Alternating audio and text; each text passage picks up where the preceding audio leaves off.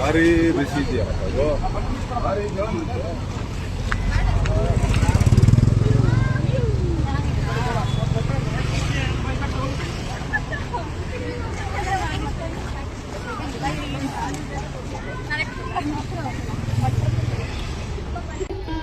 गीतसाराय गीतगोत्राय गन्धमत्ताय नायक जय हे भारत भाग्य विधाता सिंधु जाहे तव शुभ आशीष समाये भारत भाग्य विधाता पंजाब सिंधु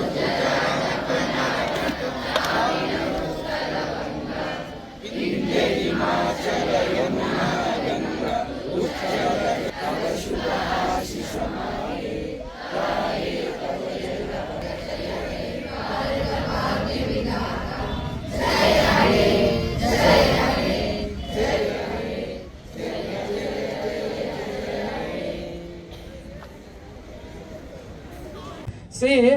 ನೀವು ಡ್ರಗ್ಸ್ಗೆ ಅಭ್ಯಾಸ ಆದ್ರೆ ನಿಮ್ ಕಂಟ್ರೋಲ್ ನಿಮ್ ತಲೆಯಲ್ಲೇ ನೀವು ಏನ್ ಮಾಡ್ತಾ ಇದೀವಿ ಅನ್ನೋದೇ ನಮ್ಗೆ ಗೊತ್ತಾಗೋದಿಲ್ಲ. So that is the main thing. ಅವ್ರು ಏನ್ ಮಾಡಿದ್ರು ಅಂತ ಗೊತ್ತಾಗ್ಲಿಲ್ಲ. ಬೆಳಗ್ಗೆ ಕಂಪ್ಲೇಂಟ್ ತೆಗೆದುಕೊಂಡ್ರು ಪೊಲೀಸರು. ಆ 3 ಜನ ಎಲ್ಲಿದ್ರು ಹೇಳ್ಕೊಂಡ್ಬಂದ್ರು, ಅರೆಸ್ಟ್ ಮಾಡಿದ್ರು, ಪ್ರೊಡ್ಯೂಸ್ ಮಾಡಿದ್ರು, ಜೈಲ್ಗೆ ಹೋಗ್ಬೇಕಾಯ್ತು. ನೋಡಿದ್ರ 376 ಬಿತ್ತು ಅವ್ರ ಮೇಲೆ. ಗ್ಯಾಂಗ್ ರೇಪ್ ಅಂತ ನೋಡಿ. ಈ ತರ ಇದು ಇನ್ಸಿಡೆಂಟ್ ಯಾಕಾಯ್ತು ಅಂದ್ರೆ ಇದ್ರ ಮೂಲ ಏನು ಅಂದ್ರೆ ನೋಡಿದ್ರೆ ಡ್ರಗ್ಸ್ ಅಂತಾನೆ. ಈ ತರದ ಕ್ರೈಮ್ಸ್ ಅನೇಕವಾಗಿ ಇವತ್ತು ನಡೀತಾ ಇರೋದು ದೇಶದಲ್ಲಿ. ನನ್ನ ಪ್ರಕಾರ ಒಂದು 40 to 50% crimes are influenced by the drugs ಅಂತ ಹೇಳ್ಬೋದು ಇವತ್ತು ನಾವು. That is the reason. ನೀವು ಬಜಾರಲ್ಲಿ ಮಾರಾಟ ಮಾಡೋಂಥ ಸ್ಥಿತಿಗೆ ಬಂದ್ಬಿಟ್ಟಿದೀವಿ ಇವತ್ತು. ಎಲ್ಲಿ ನೋಡಿದ್ರು ನೀವು ನೋಡ್ಬೋದು, ಎಲ್ಲ ಸ್ಕೂಲ್ ಕಾಲೇಜಲ್ಲೆಲ್ಲ ಮಾಡ್ತಾ ಇದಾರೆ ಅಂತ ನನಗೆ ಇನ್ಫಾರ್ಮೇಶನ್ ಬಂತು. ನಾವು ಪೇಪರ್ ಅಲ್ಲಿ ನೋಡ್ತಾ ಇದೀವಿ. ನೀವು ದಯವಿಟ್ಟು ನಿಮ್ ಗಮನಕ್ಕೆ ಬಂದ ತಕ್ಷಣ ನೀವು ಅದನ್ನ ಸಂಬಂಧಪಟ್ಟ ಇಲಾಖೆಗೆ ಫೋನ್ ಮಾಡಿ ತಿಳಿಸಿ, ಕಸ್ಟಮರ್ ತಿಳಿಸಿ. At least police will take action against them.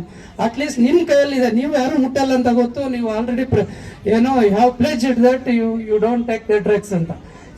ನೀವು ಏನ್ ಮಾಡ್ಬೇಕು ಅಂತಂದ್ರೆ ಅಟ್ಲೀಸ್ಟ್ ಯಾರಾದ್ರೂ ಇನ್ಫ್ಲೂಯೆನ್ಸ್ ಆಗ್ತಾ ಇದ್ರೆ ಅಂತವ್ರಿಗೆ ನೀವು, ಯಾರಾದ್ರೂ ಮಾರಕ್ ಬರ್ತಾ ಇದ್ರೆ ಅಂತವ್ರನ್ನ ನೀವು ಅಟ್ಲೀಸ್ಟ್ ಪೊಲೀಸರಿಗೆ ಮೆಸೇಜ್ ಕೊಟ್ರೆ, ಅವ್ರನ್ನ ಹಿಡ್ಕೊಂಡ್ರೆ ಒಂದು ಸ್ಟೇಜ್. ಸ್ನೇಹಿತರೆ, ನಿಮ್ಗೆಲ್ರಿಗೂ ಗೊತ್ತಿರಲಿ, ಮಾದಕ ದ್ರವ್ಯಗಳು ನಮ್ಮ ಮೇಲೆ ಎಷ್ಟು ಪರಿಣಾಮಗಳನ್ನ ಬೀರ್ತಾ ಇದೆ. ಸಾಮಾಜಿಕವಾಗಿ, ಆರ್ಥಿಕವಾಗಿ, ಶೈಕ್ಷಣಿಕವಾಗಿ ಮತ್ತು ಸಮಾಜದ ಎಲ್ಲ ವಿಧದಲ್ಲೂ ಕೂಡ ಈ ದೇಶವನ್ನ ಹದಪತನಕ್ಕೆ ತೆಗೆದುಕೊಂಡು ಹೋಗುವಂತ ಒಂದು ದೊಡ್ಡ ಹುನ್ನಾರನೂ ಕೂಡ ನಡೀತಾ ಇದೆ. ನೀವೆಲ್ಲ ಕೇಳಿರ್ಬೋದು, ಅಂತಾರಾಷ್ಟ್ರೀಯ ಮಟ್ಟದಲ್ಲಿ ಯಾವುದಾದ್ರೂ ದೇಶಗಳಲ್ಲಿ ಅತ್ಯಂತ ಬುದ್ಧಿವಂತ ಇಂಜಿನಿಯರ್ಗಳು, ಬುದ್ಧಿವಂತ ಡಾಕ್ಟರ್ಗಳು ಎಲ್ಲಾದ್ರೂ ಅಮೆರಿಕದಲ್ಲಾಗಲಿ, ಇಂಗ್ಲೆಂಡ್ ಆಗಲಿ, ಹೊರದೇಶಗಳಲ್ಲಿ ಮಾಡ್ತಾ ಇದ್ದಾರೆ ಅಂದ್ರೆ ಅದು ಭಾರತೀಯ ವಿದ್ಯಾರ್ಥಿಗಳು ಮಾತ್ರ. ಆದ್ರೆ ಇತ್ತೀಚೆಗೆ ಬಹಳ ಇಂಟರ್ನ್ಯಾಷನಲ್ ಕಾನ್ಸ್ಪಿರಸಿ, ಅಂತಾರಾಷ್ಟ್ರೀಯ ವಲಸೆಗಳನ್ನ, ಮನೋವಿಕಲ್ಪಗಳನ್ನ ಮಾಡಿ ಇವತ್ತು ಮಾನವ ಸಂಪನ್ಮೂಲವನ್ನ ಕೊಂದು ಈ ದೇಶದ ಅಭಿವೃದ್ಧಿಯನ್ನ ಕುಂದಿಸುವಂತ ಹುನ್ನಾರಗಳು ಕೂಡ ನಡೀತಾ ಇದೆ. ನೀವು ಈ ದೇಶದ ಶಕ್ತಿಗಳು ಮುಂದೊಂದು ದಿನ ಈ ದೇಶವನ್ನ ಕೈ ಹಿಡಿಯುವಂತ ಭವಿಷ್ಯಗಳು ನೀವೆಲ್ಲರೂ ಕೂಡ. ಹಾಗಾಗಿ ನೀವೆಲ್ಲರೂ ಕೂಡ ಈ ಮಾದಕ ವಸ್ತುಗಳಿಂದ ದೂರ ಇರಬೇಕು. ಹಾಗಾಗಿ ಆರ್ಥಿಕವಾಗಿ, ಸಾಮಾಜಿಕವಾಗಿ, ಶೈಕ್ಷಣಿಕವಾಗಿ ಈ ದೇಶವನ್ನ ಮುಂದಕ್ಕೆ ತಗೊಂಡು ಹೋಗಬೇಕು. ನಮ್ಮಿರ್ತಕ್ಕಂಥ ಕುಟುಂಬಗಳು ನಿಮ್ಮ ಮೇಲೆ ದೊಡ್ಡ ಆಧಾರಗಳನ್ನ ಇಟ್ಕೊಂಡಿದ್ದಾವೆ. ನಿಮ್ಮ ಕುಟುಂಬಗಳನ್ನ ನೀವು ಕಾಪಾಡಬೇಕು ಅಂತ ಹೇಳ್ತಾ ಇವತ್ತು ಈ ಆಯೋಜನೆ ಮಾಡಿರ್ತಕ್ಕಂಥ ಎಲ್ಲ ಇಲಾಖೆಗಳಿಗೆ ಆನೇಕಲ್ ವಕೀಲರ ಸಂಘದ ವತಿಯಿಂದ ಇದ್ರಲ್ಲಿಲ್ಲ. ಆದ್ರೆ ನೀವು ಇದನ್ನ ಕೇಳ್ಕೊಂಡು ಹೋಗ್ಬಿಟ್ಟು ಮತ್ತೆ ಸಾವಿರಾರು ಜನಕ್ಕೆ ಹೇಳಬೇಕು. ಈಗ ಸಾಹೇಬ್ರು ಹೇಳಿದ್ರು, ನನ್ಗೆ ಯಾರೋ ಹೆಣ್ಣು ಮಗಳು ನೋಡೋತರ ವಿಕ್ಟಿಮ್ ಆದ್ಲು ಅಂತ. ಇನ್ನು ಯಾರಾದ್ರೂ ಕರೆದ್ರು ಹೋಗ್ತೀರಾ, ಸೇ ನೋ ಟು ಡ್ರಗ್ ಅಂತ ಹೇಳಿದ್ರು ಸಾಹೇಬ್ರು. So you have to preach your surroundings, you have to preach your colleagues, you have to preach your classmates. Say no to drug. ನೀವು ಅವ್ರಿಗೆ ಹೇಳ್ಬೇಕು, ಇಲ್ಲ ಇಲ್ಲಿಂದ ಹೋದ್ರೆ ಏನಾದ್ರೂ ಅನಾಹುತ ಆಗುತ್ತೆ, ಯಾರೋ ಕರ್ಕೊಂಡು ಹೋಗ್ತಾರೆ, ಬಾ ಇಲ್ಲಿ ಜ್ಯೂಸ್ ಕೊಡ್ಕೊಂಡು ಬರೋಣ ಅಂತ ಸಾಹೇಬ್ರು ಹೇಳ್ತಾ ಇದ್ರು. ನಮ್ಮ ಎಸ್ ಪಿ ಸಾಹೇಬ್ರು ಬೆಳಿಗ್ಗೆ ಹೇಳಿದ್ರು, ಜ್ಯೂಸ್ ಕುಡಿಯೋಣ ಅಂತ ಹೋಗ್ತಾರೆ, ಅಲ್ಲೇನೋ ಸೇರಿಸಿರ್ತಾರೆ. ಅನ್ನೆಸರಿ ಕಾಲೇಜು ಕ್ಲಾಸಸ್ ಮುಗಿದ ಮೇಲೆ ನಾವು ಅಲ್ಲಿ ಜ್ಯೂಸ್ ಹೋಗೋಣ, ಅಲ್ಲಿ ಯಾವ್ದೋ ರೆಸಾರ್ಟ್ ಹೋಗೋಣ, ಒಂದು ಸುಮ್ಮನೆ ಊಟ ಇದೆ ಅಂತ ಅಂದ್ಬಿಟ್ಟು ಯಾರೋ ಕರ್ಕೊಂಡು ಹೋಗ್ತಾರೆ. ದಟ್ ಯಂಗ್ ಬ್ಲಡ್ ಅದು ಇನ್ಸ್ಟಿಗೇಷನ್ ಮಾಡುತ್ತೆ, ಅಲ್ಲಿ ಹೋಗ್ಬೇಕು, ಇಲ್ಲಿ ಹೋಗ್ಬೇಕು, ಅಲ್ಲಿ ಹೋಗ್ಬೇಕು, ಇಲ್ಲಿ ಹೋಗ್ಬೇಕಂತ. ಆದ್ರಿಂದ ನೀವು ಕೆಟ್ಟವ್ರ ಸಹವಾಸ ಮಾಡಬಾರ್ದು. ನಂದೇ ಒಂದು ಉದಾಹರಣೆ ಹೇಳ್ತೀನಿ. ನಾನು ತುಂಬಾ ಕುಗ್ರಾಮದಿಂದ ಬಂದವನು. ನಮ್ಮ ತಾಯಿ ಏನ್ ಮಾಡೋರು ಅಂದ್ರೆ 6 ಗಂಟೆ ಲಾಸ್ಟ್ 6:30 ಒಳಗಡೆ ಮಕ್ಕಳೇನಾದ್ರೂ ಬಂದು ಊಟ ಮಾಡಿ ಮನೆಗೆ ಸೇರ್ಲಿಲ್ಲ ಅಂದ್ರೆ ಆ ಮುದ್ದೆ ಮಾಡಿದ್ರು. ನಮ್ಗೇನು ಅಷ್ಟು ಸ್ಥಿತಿವಂತರಲ್ಲ ನಾವು. ಈ ಮುದ್ದೆ ಸಾರು ಮಾಡೋರಲ್ಲ, ಮುದ್ದೆ ಸಾರೆಲ್ಲ ತಗೊಂಡೋಗಿ ನಾಯಿಗೆ ಹಾಕ್ಬಿಟ್ಟು ಖಾಲಿ ಪಾತ್ರೆ ಇಡ್ತಾ ಇದ್ರು. ಯಾಕಂದ್ರೆ ಇನ್ನು 2 ದಿನ ಊಟ ಸಿಕ್ಕಿಲ್ಲ ಅಂದ್ರೆ ಬಾಯಿ ಮುಚ್ಕೊಂಡು ಬಂದು ಮನೇಲಿ ಬಿದ್ದಿರ್ತಾನಂತ.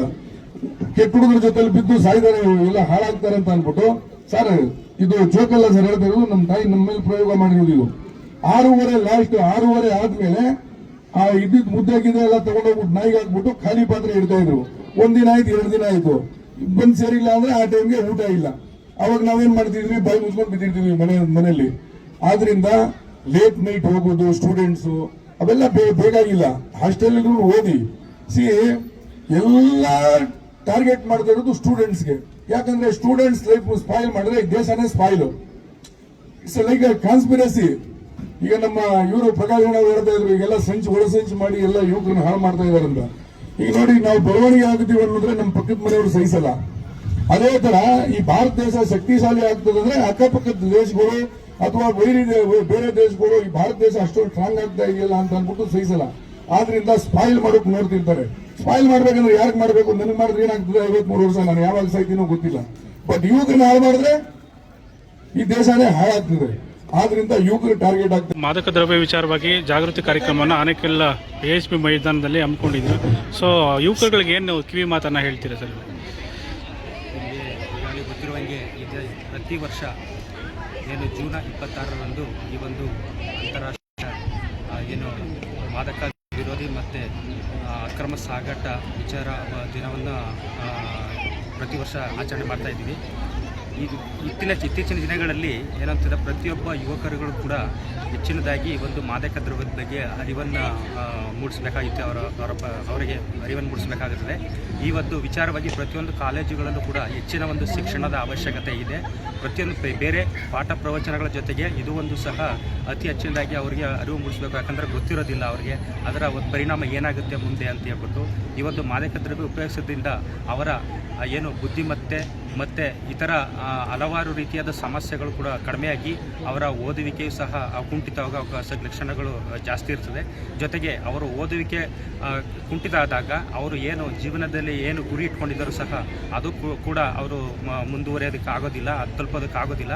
ಮತ್ತು ಇದರಿಂದ ಹೆಚ್ಚಿನದಾಗಿ ಈ ಒಂದು ಮಕ್ಕಳನ್ನೇ ನಂಬ್ಕೊಂಡಿರುವಂತಹ ತಂದೆ ತಾಯಿಗಳು ಕೂಡ ಇದರಿಂದ ತುಂಬ ನೋವನ್ನು ಅನುಭವಿಸಬೇಕಾಗುತ್ತದೆ. ಮತ್ತು ಆ ಒಂದು ಕುಟುಂಬವು ಸಹ ಮುಂದಿನ ದಿನಗಳಲ್ಲಿ ಹೆಚ್ಚಿನ ರೀತಿಯಾದಂತಹ ಒಂದು ಬೆಳವಣಿಗೆ ಕಾಣೋದಕ್ಕೆ ಸಾಧ್ಯ ಇರೋದಿಲ್ಲ. ಆ ಕಾರಣಕ್ಕೋಸ್ಕರ ನಾನು ಪ್ರತಿಯೊಂದು ಮಕ್ಕಳಿಗೆ ಈ ನಿಮ್ಮ ಮೂಲಕ ಈ ಒಂದು ಮಾಧ್ಯಮದ ಮೂಲಕ ತಿಳಿಸೋದೇನೆಂದರೆ ಎಲ್ಲರೂ ಕೂಡ ಏನು ತಮ್ಮ ಶಿಕ್ಷಣವನ್ನು ಮಾಡಬೇಕಾದ ಸಮಯದಲ್ಲಿ ತಮ್ಮ ಗುರಿಗಳನ್ನ ಇಟ್ಕೋಬೇಕು. ಮತ್ತು ಈ ಮಾದಕ ದ್ರವ್ಯ ಯಾವುದೇ ರೀತಿಯಲ್ಲಿ ಬಂದಿದ್ರೂ ಕೂಡ ಅದನ್ನು ತ್ಯಜಿಸಬೇಕು. ಬೇರೆಯವರು ಕೂಡ ಯಾರಾದರೂ ಈ ಒಂದು ಮಾದಕ ದ್ರವ್ಯವನ್ನು ಸೇವನೆ ಮಾಡ್ತಾ ಇದ್ದರೆ ಅವರಿಗೆ ಬುದ್ಧಿವಾದವನ್ನು ಹೇಳಿ ಅವ್ರನ್ನೂ ಕೂಡ ಈ ಒಂದು ಮಾದಕತೆ ದೂರ ಇಡುವಂತೆ ನಾನು ಕೇಳ್ಕೊತಾ ಇದ್ದೀನಿ. ಈ ಪಿಡುಗನ್ನ ಕಂಪ್ಲೀಟ್ ಆಗಿ ನಿರ್ನಾಮ ಮಾಡೋಕ್ಕಾಗೋದಿಲ್ಲ. ಸಾರ್ವಜನಿಕರು ಇದ್ರ ಜೊತೆಲೆ ಕೈ ಜೋಡಿಸ್ಬೇಕು. ಒಂದೇದು. ಎರಡನೇ ವಿಚಾರ, ಯುವಕರಿಗೆ ಆ ವಯಸ್ಸು ಅಂತದ್ದು ಇರ್ತದೆ. ಆ ವಯಸ್ಸಿನಲ್ಲಿ ಆಕರ್ಷಣೆಗಳಾಗ್ತವೆ.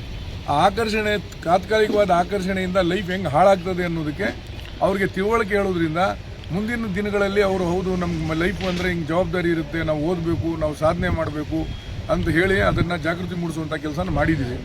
ಇವತ್ತು ಸುಮಾರು ಒಂದು 800 ಜನ ಎಲ್ಲ 6 ಪೊಲೀಸ್ ಸ್ಟೇಷನು, ಅತ್ತಿಬೆಲೆ, ಆನೇಕಲ್ಲು, ಸರ್ಜಾಪುರ, ಸೂರ್ಯ ಸಿಟಿ, ಬನ್ನೇರುಘಟ್ಟ, ಜಿಗಣಿ, ಇನ್ನೊಂದು ಇಷ್ಟು ಆನೇಕಲ್ಲು ಬನ್ನೇರುಘಟ್ಟ ಎಲ್ಲ 6 ಸ್ಟೇಷನಿಂದ ಬಂದು ಸುಮಾರು 800 ಜನ ವಿದ್ಯಾರ್ಥಿಗಳು ಬಂದು ಒಂದು 4 ಕಿಲೋಮೀಟರ್ ಜಾಥಾ ಮಾಡಿ ಒಂದು ಎಲ್ಲ ಈ ಸಂದೇಶಗಳನ್ನ ಹಿಡಿದಂಥ ಒಂದು ಪ್ಲೇ ಕಾರ್ಡ್ಸು ಮತ್ತು ಬ್ಯಾನರ್ಗಳನ್ನ ತಗೊಂಡು ಎಲ್ಲ ಜನರಲ್ಲಿ ಒಂದು ಜಾಗೃತಿ ಮೂಡುವಂಥ ಕೆಲಸ ಮಾಡಿದ್ದೀವಿ.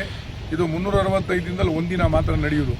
ಈ ಒಂದು ದಿನದಲ್ಲಿ ಅದೆಲ್ಲನೂ ಎಲ್ಲ ಕಡೆ ಪ್ರಚಾರ ಮಾಡೋಕ್ಕಾಗೋದಿಲ್ಲ.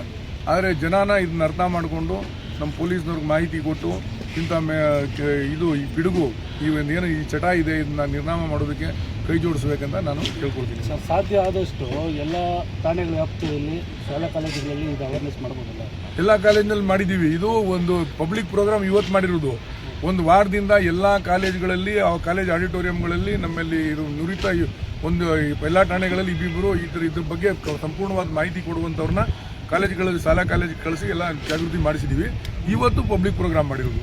ಸರ್, ನಮ್ಮ ಸಂಸ್ಥೆ ಯುವರ್ ಸೈವ ಪ್ರೊವೈಡರ್ ಆ್ಯಪ್ ಎಂಬುವ ಸ್ಕಿಲ್ ಟೆಕ್ ಇಂಡಿಯಾ ಪ್ರೈವೇಟ್ ಎಂಬ ಸಂಸ್ಥೆಯಿಂದ ನಾವು ಇವತ್ತು ಆನೇಕಲ್ ತಾಲೂಕಲ್ಲಿ ಮಾದಕ ದ್ರವ್ಯ ವ್ಯಸನಿಗಳ ವಿಚಾರವಾಗಿ ಒಂದು ಪೊಲೀಸ್ ಕೈ ಪೊಲೀಸ್ ಇಲಾಖೆ ಹಾಗೂ ವಿವಿಧ ಸಂಘಟನೆಗಳು ಒಂದು ಶಾಲಾ ಕಾಲೇಜುಗಳಿಂದ ವತಿಯಿಂದ ಆಯೋಜನೆ ಮಾಡಿರುವ ಕಾರ್ಯಕ್ರಮದಲ್ಲಿ ನಾವು ಸಹ ಕೈಜೋಡಿಸಿದ್ದೇವೆ. ಇದರ ಮೂಲ ಉದ್ದೇಶ ಏನು ಅಂತ ಹೇಳಿದ್ರೆ, ಭಾರತ ದೇಶದಲ್ಲಿ ನಿರುದ್ಯೋಗ ಸಮಸ್ಯೆಯನ್ನು ಹೋಗಲಾಡಿಸುವುದು ನನ್ನ ಪ್ರಥಮ ಗುರಿ. ಅದು ನಾವು ನಮ್ಮ ಈ ಸಂಸ್ಥೆ ಯುವರ್ ಸೈವ ಪ್ರೊವೈಡರ್ ಆ್ಯಪಿಂದ ಈಗಾಗಲೇ 1 ತಿಂಗಳ ಹಿಂದೆ ಈ ಕಾರ್ಯಕ್ರಮನ ಚಾಲನೆ ಕೊಟ್ಟಿದ್ದೀರಿ. ಈಗಾಗಲೇ ಒಂದು 500 ಜನಕ್ಕೆ ನಾವು ಈಗಾಗಲೇ ಆನ್ಬೋರ್ಡ್ ಮಾಡಿದ್ದೀರಿ. ಈಗ ಕೆಲಸಗಳು ಪ್ರಾರಂಭ ಆಗಿದೆ. ಕೊಟ್ಟು ತಗೊಳ್ಳುವಂಥ ವ್ಯವಹಾರಗಳು ಈಗ ನಡೆಯುತ್ತಿದೆ. ಈ ಒಂದು ಆ್ಯಪ್ನಲ್ಲಿ ಮುಂದಿನ ದಿನಗಳಲ್ಲಿ ನಮ್ಮ ದೇಶದಲ್ಲಿರುವಂತಹ ನಿರುದ್ಯೋಗವನ್ನು ಬೇರು ಸಮೇತ ಕಿತ್ತಾಕುವಂತಹ ಒಂದು ಕಾರ್ಯಕ್ರಮವನ್ನು ನಾವು ಮಾಡ್ತಾ ಇದ್ದೇವೆ. ಅದಕ್ಕೆ ಪೂರಕವಾಗಿ ನಮಗೆ ಪೊಲೀಸ್ ಇಲಾಖೆ ಮತ್ತು ವಕೀಲರ ಸಂಘ ಇವರೆಲ್ಲರೂ ಸೇರಿಕೊಂಡು ಇವತ್ತಿನ ದಿನ ಏನು ಕಾರ್ಯಕ್ರಮ ಮಾಡ್ತಾಯಿದ್ರು, ಈ ಕಾರ್ಯಕ್ರಮದಲ್ಲಿ ನಮ್ಮ ಒಂದು ಯುವರ್ ಸೇವಾ ಪ್ರೊವೈಡರ್ ಸಂಸ್ಥೆಯಿಂದ ಅದಕ್ಕೆ ಬೇಕಾಗಿರುವಂಥ ರೀತಿಯಲ್ಲಿ ಕೂಡ ನಾವು ಅದಕ್ಕೆ ಸ್ಪಂದಿಸಿದ್ದೀರಿ. ಈ ಕಾರ್ಯಕ್ರಮ ಯಶಸ್ವಿಯಾಗಿದೆ. ಮುಂದಿನ ದಿನಗಳಲ್ಲಿ ಆನೇಕಲ್ ಟೌನ್ನಲ್ಲಿ ನಾವು ಈಗಾಗಲೇ ಇನ್ನೊಂದು ಕೆಲವಾರು ಒಂದು ತಿಂಗಳ ಒಳಗಡೆ 1,000 ಇಲ್ಲ 2,000 ಜನಕ್ಕೆ ಮಿನಿಮಮ್ ಜನಕ್ಕೆ ಕೆಲಸ ಕೊಡ್ತೀವಿ ಅನ್ನೋದಕ್ಕಿಂತ ಅದು ಸೃಷ್ಟಿಯಾಗುತ್ತೆ. ಯಾಕಂದರೆ ಇದು ಟೆಕ್ನಾಲಜಿ ರಿಲೇಟೆಡ್ ಇರೋದ್ರಿಂದ ಇದನ್ನು ಸರಿಯಾಗಿ ಉಪಯೋಗಿಸ್ಕೊಂಡ್ರೆ ಸಾಕಾಗುತ್ತೆ. ಅದಕ್ಕಿಂತ ಮುಖ್ಯವಾಗಿ